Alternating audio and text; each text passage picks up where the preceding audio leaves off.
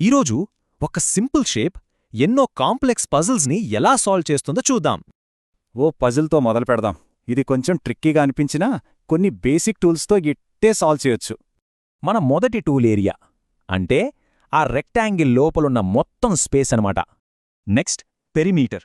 ఇది పొలం చుట్టూ కంచెలాగా దాని బయటి గీత పొడవును కొలుస్తుంది. ఇక మూడవ టూల్ డయాగ్నల్. ఇది రెక్టాంగిల్ని రెండు లంబకోణ త్రిభుజాలుగా కట్ చేస్తుంది. మన టూల్ బాక్స్ రెడీ అయింది కాబట్టి మళ్ళీ ఆ మొదటి ప్రాబ్లంకి వెళ్దాం. ఈ సింపుల్ స్టెప్స్ని ఫాలో అయితే పజిల్ని విడదీసి మిస్ అయిన కొలతను ఈజీగా కనుక్కోవచ్చు. సో పార్కింగ్ స్థలం వైశాల్యం 126 చదరపు అడుగులు. చూశారుగా, ఏ టూల్ వాడాలో తెలిస్తే చాలు. మన టూల్ బాక్స్ రేషియో ప్రాబ్లమ్స్కి కూడా పనిచేస్తుంది. ఇప్పుడు ఈ ఉదాహరణ చూద్దాం.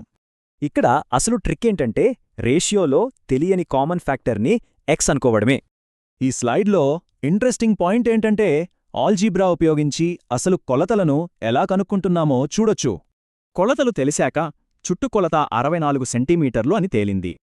ఇప్పుడు మన నెక్స్ట్ పజిల్ టైప్కి వెళ్దాం. కొలతలు మారితే ఏం జరుగుతుందో చూద్దాం. ఇది ఒక క్లాసిక్ ప్రాబ్లం. ఒకటి పెరిగి ఇంకోటి తగ్గితే రెండు క్యాన్సల్ అయిపోతాయని అనిపిస్తోంది. కానీ ఈ టేబుల్ చూస్తే తెలుస్తుంది ఏరియా నిజానికి 1% తగ్గింది. ఈ కాన్సెప్ట్కి ఇది బెస్ట్ ఎగ్జాంపుల్. ఇప్పుడు ఒక రియల్ వరల్డ్ ప్రాబ్లం. రెండు రోడ్లు క్రాస్ అవుతున్నప్పుడు వాటి ఏరియా కనుక్కోవాలి. ఈ ప్రాబ్లం సాల్వ్ చేయడానికి మనకు కావాల్సిన ముఖ్యమైన వివరాలు ఇవి.